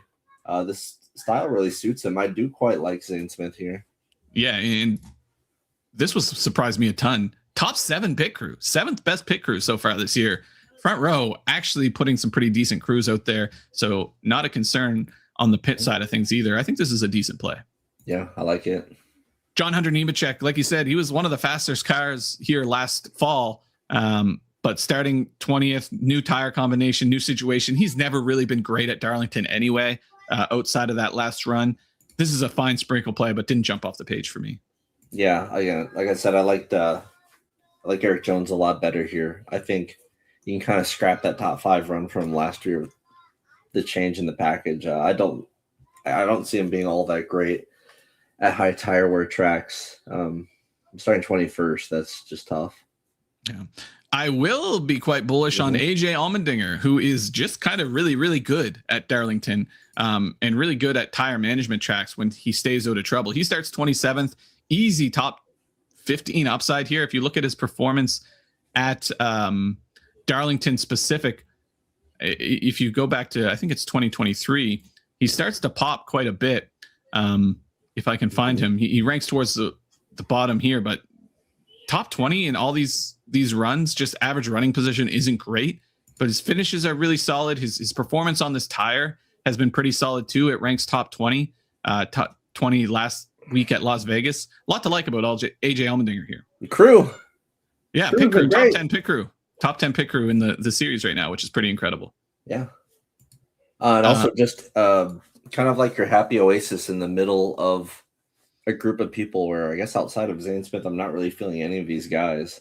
Yeah. And we came into the year maybe concerned a little bit about where Colleague was as an organization. I think they have quelled those concerns altogether. AJ Allmendinger in particular has run really well as he did last year. So no concerns there anymore. Yeah, I like it.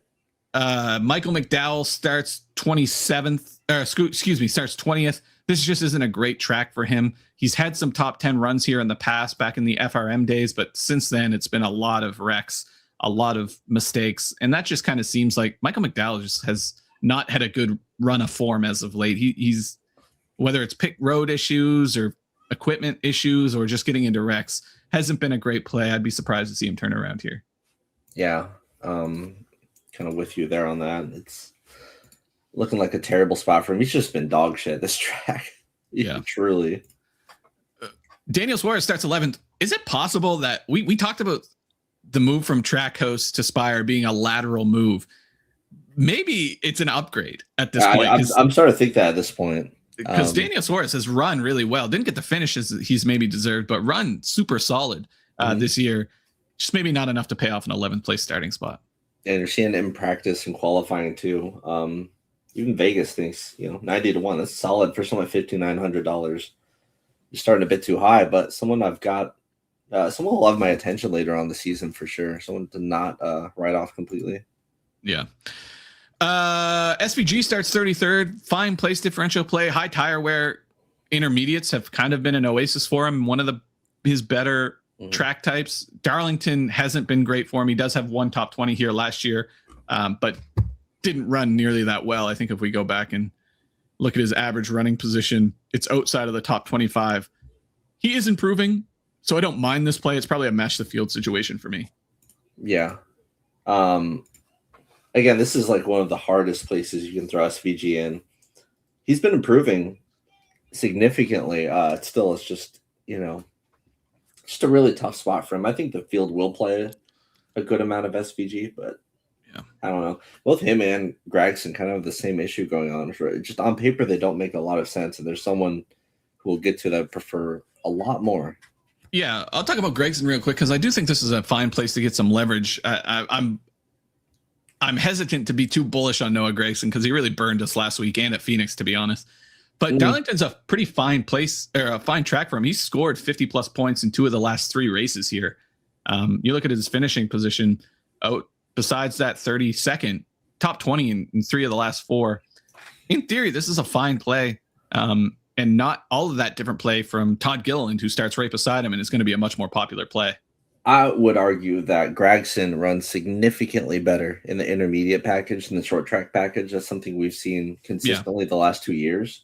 For sure. Gregson had a great run last year, had a bunch of top 20 finishes in the intermediate package. It's just, I don't know, with the added concerns from the switch to the short track package and tire management mattering more. You look at those high tire wear track results, they're pretty dog shit because he's someone that just burns through his tires. It's always been a criticism of his. I'm not really feeling Gregson as much this week. And we'll talk about Noah Gregson and Todd Gilliland. As good as Zane Smith's pit crew has been, the other two have been really bad. Average pit stop outside of 11 seconds. That's losing multiple stops every pit stop. So that's a concern. Todd Gilliland starts 31st. He's been much better on this short track package for sure.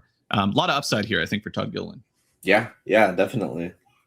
Love this play a lot. Starting 31st. You see Vegas likes him a lot more than his teammate, but I like his conservative driving style too. I think that'll help him a lot here in the spot. Yeah, average running position of 20th at Darlington, which would be pretty close to paying him off here. So I like that play. Ricky Stenhouse starts a little too high.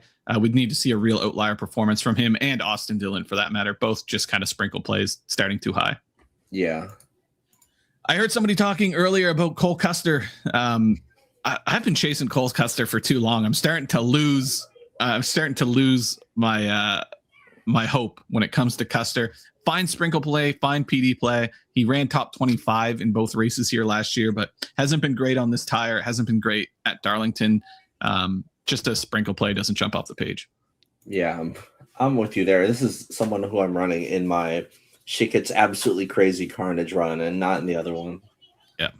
Ty Dillon starts 36. He ran top 20 in this race last year, but every other run as of late has been outside of the top 25. Another kind of carnage type of situation. Yep, same place, Custer. Cody Ware, don't need to worry about him. I don't think he's ever run top 25, maybe once, way long ago. Wouldn't play too much of him. My GOAT, Riley Herbst. How about that? We're not, obviously you can't play Riley Herbst. He starts 4. I mean, you couldn't play him. People seem to be in the chat. It's not an on check by any means, but I will point out if you go and look at his practice time. So you've got Tyler Reddick was obviously the best. Bubba Wallace wasn't too far off. Let me go after 15 laps because I think that's a better example. Bubba Wallace pretty consistently worse than him over the course of the entire run. Riley Herbst, now he was in Group A, but his lap times don't look that much different than his teammates. Obviously his racecraft, it's a different thing. But speed-wise, Riley Herbst made pretty good pace at Darlington. So maybe you can play him a little bit. Ken Angelo seemed to have 5 to 10%. Riley Herbst, maybe that's the way to go. Yeah, if only started a little bit further back, like 14th is something, because there's a case to be made for like if 23XI is crazy fast across the board, like why are we not playing the third one for 4-7? It's just, why do you have to start there of all places? Yeah, and he's been horrendous anywhere where tire wear comes into play, like horrendous. in his pit crew a significant step down. That probably has more to do with Riley than the crew itself. But I wish he was starting a little further back, and probably not playing any Timmy Hill whatsoever. So there it is. All 36 drivers ranked. We still have a couple things to do. We'll go over to the domination station here in a second. We'll do a couple runs. We'll go over to the betting board, and then we need to update. We need the chat to make a win pick and a DFS pick here in a second. But first, let's go over to the Dom station. Taco, what are you using for settings here? At least 2. Dominator, at least 2. Tournament mode. Yeah, I'm doing the 2 runs, but let's just do like a basic one for now. Probably 15% rando, which is a bit high for Cup, but in a race like this, you could even go all the way up to like 20 if you wanted. Just it really depends. I'm doing more rando on my shit gets crazy run, obviously. Yeah.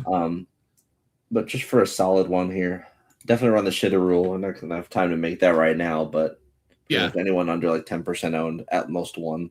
Yeah, just go into player groupings here, stack between 0 and 1. Put all the players you wouldn't want to have. Like you don't want Stenhouse and Austin Dillon in the same lineup. So just put all those guys in here and put all lineups at most 1.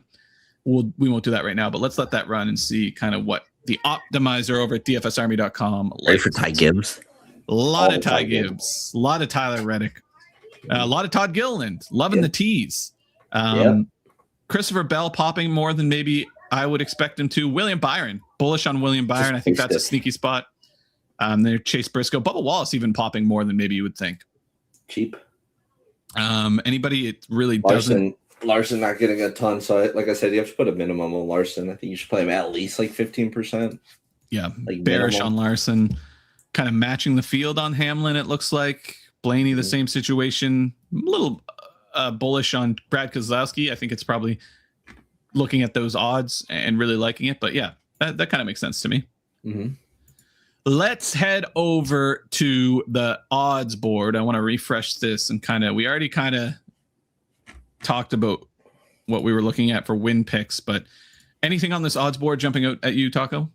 I mean, where do they okay, they've got Joey at 35. DraftKings had Joey at 60 this morning, so that's a big difference. Yeah, odds are definitely tightening up across the board. But Gibbs I think it's at 10, now it's at 15. I think any of these like traditional winners that just have a bad starting spot, like I think maybe they're overvaluing a bad starting spot here. You can overcome that. So a guy like Briscoe at 1,200, a guy like Bell at plus 1,500, even Brad Keselowski at 1,600 is a little more palatable. I think any of those guys are decent spots. Yeah, like I mentioned earlier, MGM has Byron at plus 1,300, which is pretty good. They have Briscoe at plus 1,400. Yeah, I'm not sure. At this point, it's kind of a terrible time to be betting win outright. Should have done that a few days ago. Yeah, absolutely. Nothing jump off the page. I do want to check top 10 really quick, see if there's anything that pops here. Bubba Wallace, even odds to go top 10. Not sure I like that. Bell, top 10, even odds is interesting. Joey Logano, probably not enough. Yeah, nothing really jumping off the page here to me. Mm-hmm. Could I talk you into Riley Harrop's top 10 plus 800? Maybe if it was like plus 13, 1,400, be a different story. And the other thing to consider too, I mean, we haven't talked too much about Denny Hamlin at plus 750, but his performance on this tire is like he's never his average finish on this tire is 1.3. That's 2 wins and a second place. Obviously, Darlington's a different beast, but maybe we're not giving him much. Getting Denny Hamlin at plus 650 or 750 is interesting. Yeah, I mean, it's kind of easy to forget about Hamlin on this slate. If you're gonna go under on DFS because he's 11K, it's a nice little hedge spot. Yeah. Before we get into win picks, I want to do a little bit of the housework. But while I do that, chat, it's time for you to put your win picks in the chat. We'll go through them, pick the 2 most popular, and then we'll do a poll for the chat's win pick. We'll do that in a second, but start putting your picks in. Fastlap.io, that's my website I've been working on all winter long. You get access to all of these stats. You can sort them by all sorts of different filters and stuff. You can look at pit stops. You can look at practice times. You can sort by all sorts of different things, tire all these different things. Go over to fastlap.io, check it out. Let me know what you think. Put your email in at the top. I'll send out insights every Thursday, and then before every race gives you, it looks like this: top 5 at the track, top 5 on the tire combo, top 5 pit crews, and then also a little sneak peek at my notes. Head on over to fastlap.io, put your email in there, and you'll start getting those newsletters every week. Before you do that, if you're not already signed up at dfsarmy.com, head on over to the dfsarmy.com/NASCAR. Link for that is in the description to this video. Get access to all the tools we use today, including the optimizer, which you can spit out up to 600 lineups in about 30 seconds. You also get driver notes for every single driver in every single race all year. You also get access to the Discord, where me and Taco live 24/7, and a lot of very intelligent people talking about racing all the time. We would love to have you over there. Head on over to dfsarmy.com/NASCAR. Get signed up and join us in one of my favorite places on earth, the NASCAR Talk Discord section of the DFS Army. Yeah, and Eric, it's a great point, Eric. Let's go hit the like button while we're at it. Hit the like button on the way out. Subscribe if you want to. Fastlap.io, dfsarmy.com/NASCAR. Get signed up on both. Win pick time. So we've been, they're stealing my win pick. No. So we've been tracking. Chat makes a win pick every race and a DFS pick every race. So we'll start with win pick. Well, chat continues to argue. You picked, what did they pick last week? Kyle Larson. He finished seventh. Byron was my pick. He finishes 3rd. Briscoe was Taco's pick. He finished 8th. Brady wins again, but chat, you're going to go last this time. Taco, I think I picked first, don't I? Think so. So win pick today at Darlington. I think I just got to stick with Tyler Reddick. I know it's boring. I know he's the favorite, but he just popped off the page in practice so much.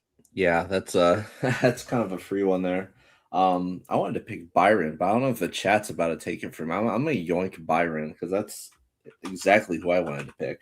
All right, chat. You picked first last time, so they can pick Byron too. If that ends up what it be, let me see. Let's see. The chat. Hamlin or Byron. Byron. Kez, 2.5 Hamlin. for Byron, 1.5 for Hamlin.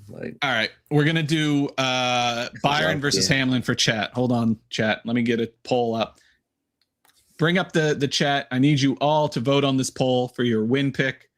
If I can figure out how to do this without making too much noise. Okay, new poll. Let me end this poll. Boom, new poll. Engage with your audience. I'd love to. Winner? ? Hamlin? Byron. All right, chat. Go vote. Reddick and Byron and Hamlin. Greedy much? Hello? No. It's Hamlin or Byron, chat. You got to make your pick. Go. Vote. Not enough Ty Gibbs love. Can I Fake bring fans. this? I can bring this up. Can I? Probably. Boom. Let's bring this up. Don't play. Okay, I don't want to hear my own voice. Let's see. Chat. Vote. Hamlin or Byron to win for your pick. I need to pick a new DFS pick if you're going to pick first. Vote. It looks like Hamlin, unless Byron gets a ton of votes here in the last minute. Chat looks like they're going with Denny Hamlin. All right, chat. Denny Hamlin. It is. So where's my spreadsheet? I've got too many spreadsheets. It's Hamlin. So I'll go with Reddick. Taco's going with Byron. I'm going with Denny Hamlin. We also do a 36 for 36 where you choose your best DFS play for the week, but you can only pick each driver once, except chat. Chat, you can repeat plays if you'd want. I get to pick first this week. I think I'm leading so far this year. Love that. I'm going to go with Ty Gibbs today. Yep. That's exactly what I figured. So chat, while Taco makes his pick, I need you to put your best who do you think the highest scoring DFS play will be? Best DFS play today. Put it in the chat. We'll do another poll here in a second. I need to take another aggressive swing like I did with Logano. Was almost there. Almost had that 100-pointer with Logano until he wrecked out the end. So that's when we're even more behind. And to take... Yeah, I don't think there's going to be a better spot all season to use Tyler Reddick. I really don't. I need him to dominate, get me a 150 bomb. I like it. All right, well, chat. I'm just falling way more behind the wagon here than this Jover. here's the thing. I'm worried about using Tyler Reddick because I might want to use him on a road course. But I guess Shane Van Gisbergen is going to soak up all the road course for the rest of the year. So that's why I'm taking Daniel Suarez, man. Okay. We'll see. Chat, give me your best DFS play today. You also have an advantage because you've already used Bowman and got a decent score out of him. Yeah, that's fair enough. That's Hamlin, Reddick, Hamlin, Reddick, Hamlin. So it looks like it's Hamlin versus Reddick for your guys' best DFS play. Yeah. All right, let's do it up. Well, new poll. I can go with Hamlin. Engage with your audience. New poll. Best DFS play. Is it Hamlin? I can't even type. Or Reddick. All right, chat. Go vote. Vote. Let's see it. Vote. Hamlin or Reddick, best DFS play. Hamlin takes the early lead. Why is nobody taking Elliott? I think it's just because he starts too high. He's not great at Darlington. That's pretty much it. Vote. And like the video. Look, I haven't even liked the video. I need to like the video. Boom. Reddick. It's going to be Reddick by the looks of things. Mm-hmm. Let's go. Chat. All right, me and Chat are together in lockstep here. Tyler Reddick is the play for Chat. That's my win pick. I win either way. If he's a great DFS play, I get him on the win side. Yeah. You know, I'm in a good spot here. There we go. Appreciate the love. Thank you guys so much. An hour 45. That's not too bad. Under 2 hours. You guys are going with Reddick for your DFS pick. Denny Hamlin for your win pick. Love it. Like I said, get signed up over at dfsarmy.com or head over to fastlap.io and head over to fastlap.io. Try it out. Let me know what you think. I love the feedback. I want to make this as useful as I can for you guys. Get signed up and you'll get this email in your inbox before every race, as well as like a weekend preview one every Wednesday or Thursday as well. No spam, I promise. Yeah. Anything else, Taco? Did we hit everything? Oh, I always do like to look. We already kind of talked about pick 6, but I think my pick 6 play is Reddick under 51 and a half fast laps, only because I think there's going to be a lot of tire strategy involved. I just think the situation you need to gain that many fast laps and be on the same tires as everyone else for that many is just very difficult. I feel like you would also like fantasy points over for fantasy points under for a lot of people, but maybe over for Blaney at 38.5. Yeah, I think that's an interesting one. I think he hangs in the top 10. I think there's also a situation where Kez is interesting. I'm so involved in Blaney on the sports book. I don't want to put any more money towards him. True. But Chastain under perhaps is an interesting one. Has just been really poor on this tire combination. Finishing position. Anything Larson under? Chase Elliott top 5. No, that's a worse. That's a good one. That might be like, that seems like, what's his odds for a top 5 even? Like probably. It's not great. I mean, he's plus. What is that? My plus brain's 140. not plus 140 to. So yeah, that's a great one. Is Chase Elliott worse than 4.5? Yeah. Ty Gibbs top 10. That's probably about right. Bubba Wallace top. Yeah, it's tough, ain't it? Yeah, Logano's at the bottom there. Yeah, they've got him locked. Rip. But yeah, if you're looking for a ticket, maybe this is what mine looks, or not laps. Don't want to mess with that. Less than 51 and a half last lap, worse than 4.5 finishing for Chase Elliott. Maybe that is a good little ticket. I like that. Cool. All right, Taco. I think we've babbled enough. Let's go make some lineups. Enjoy the race today. We will be back. We at Martinsville next week. Yep. We'll be back. 2 races at Martinsville next week, so we'll be back next Saturday. Oh no, it's Rockingham. We're not here next week. Or no, that's 2 weeks from now. 2 weeks from now. Well, let's look. Let's check. O'Reilly is at Martinsville next Saturday, and then a Cup Series will be at the same spot. So we'll be back. I think the trucks are off next week. We'll be back next Saturday. Head on over to dfsarmy.com/NASCAR. Link for that's in the bio. Get signed up. Join us in the Discord. Until then, Taco, for the famous words. Helmets up, baby. Let's get some money today at Darlington.